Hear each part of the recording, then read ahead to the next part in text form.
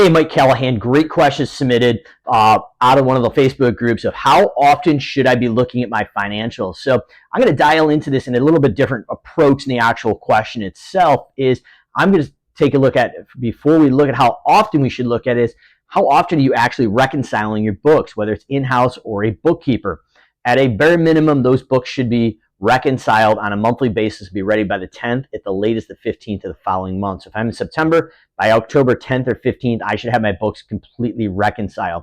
I'm also going to recommend, whether it's in-house or a bookkeeper, they should be being reconciled almost daily, if not weekly, on the longest time, because we can go in outside of our long-term payables or bills from a vendor that's being sent monthly. Everything else basically is being front-loaded. So a lot of the bookkeeping accounting firms that we recommend are doing that cadence and the final reconciliations at the end for those end of the month bills. But you can have a really good idea historically where you're at. So I'm going to recommend that we're looking at it basically on a daily basis as the business owner, going in, running your budget versus actual and accrual. We're also looking at cash in the bank and our receivables. So those are the main areas I'm looking at. But I think it really comes down to having a good set of clean books with a clean set of accounts. So we need to be tracking all that. Bare minimum once a month, they need to be reconciled. I'm going to suggest we do it daily or weekly.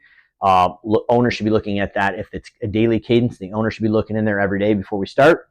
Budget versus actual, where are we at? What's the cash on hand? What are the receivables? That's going to get you some insight before things really hit the proverbial fan.